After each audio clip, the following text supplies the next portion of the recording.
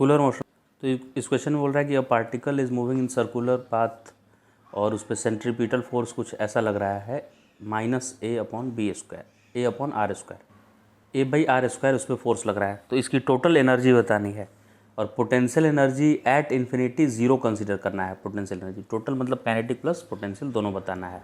तो ऐसे क्वेश्चन में ये फोर्स का फॉर्मूला सीधे लिख देंगे हम कि force equal to a/r², magnitude उसका a/r² होगा। और सर्कल में अगर मूव कर रहा है तो सेंट्रीपिटल फोर्स तो कंपलसरी है कि उस पर लग रहा होगा, और सेंट्रीपिटल फोर्स की वैल्यू होती है mv²/r, उसको a/r² लिख दिए। इसको सॉल्व करते ही mv² a/r आया और हाफ से मल्टीप्लाई दोनों साइड कर दिया, तो हाफ mv² बन गया लेफ्ट साइड वाला काइनेटिक एनर्जी। तो राइट साइड में kinetic energy equal to value आ गया a/2r।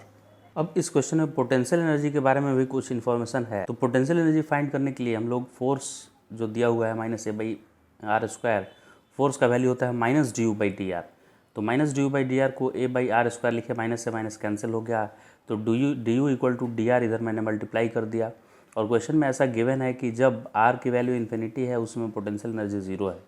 तो जब वो सर्कल के रेडियस r डिस्टेंस पे रहेगा, रेडियस वाले डिस्टेंस तक वो पार्टिकल आ जाएगा, तब उसका पोटेंशियल एनर्जी मान लेते हैं कि u हो गया। क्योंकि जब सेंटर से all distances here measuring are from centre, तो सर्कल के सेंटर से इन्फिनिटी पे गए तो वहाँ की एनर्जी 0 कंसिडर करनी है, और इसी सेंटर से रेडियस इतने डिस्टेंस पे मुझे एनर्जी u मैंने कंसिडर किया कि यहाँ जब पार्टिकल आ गया सेंटर से रेडियस इतना करीब आ गया तो उसका एनर्जी u हो गया। इसको इंटीग्रेट किए दोनों साइड तो u इक्वल टू -a/r आया।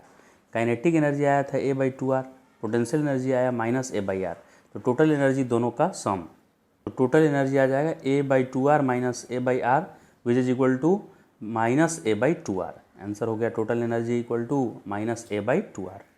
फिर सर्कुलर टर्न लेते समय ओनली फ्रिक्शन अगर है, रोड इंक्लाइन नहीं किया हुआ है, तो ओनली फ्रिक्शन है तो मैक्सिमम स्पीड v होनी चाहिए, v होनी चाहिए इक्वल टू √μrg, ये मैक्सिमम है, अदरवाइज इसका स्पीड लेस ही होना चाहिए, उससे कम होगा तो भी सेफ टर्न ले लेंगे।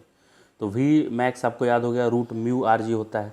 अगर फ्रिक्शन नहीं है, रोड ही बेंड किया हुआ है, तो rg तो रहेगा और μ इक्वल टू tan थीटा बस आ जाएगा, μ इक्वल टू tan थीटा, यानी μrg रह रहा है और tan थीटा भी रह रहा है न्यूमरेटर में। तो अगर फ्रिक्शन और प्लस इंक्लिनेशन दोनों है अगर रोड में, तो √rg भी रहेगा और tan थीटा भी रहेगा और μ भी रहेगा, rg tan थीटा रहेगा और rg μ भी रहेगा।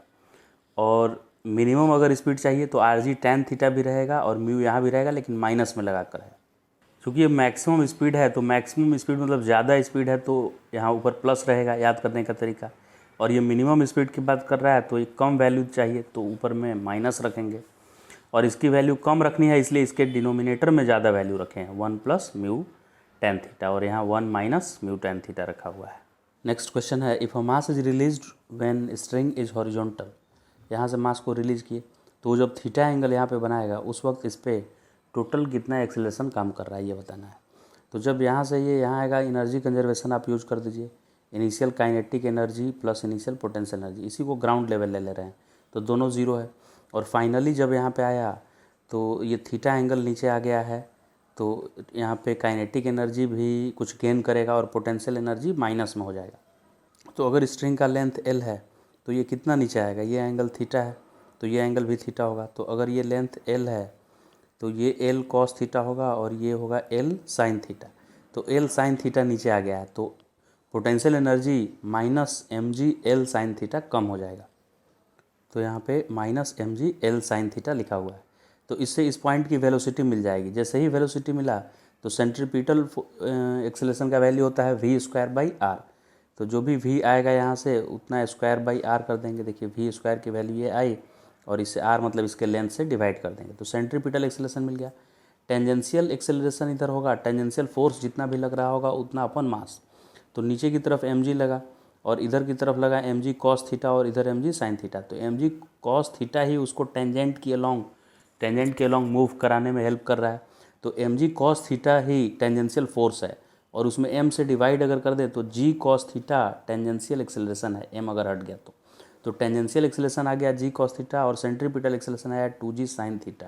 तो फिर नेट एक्सेलरेशन होगा root under tangential acceleration square plus centripetal acceleration का स्क्वायर।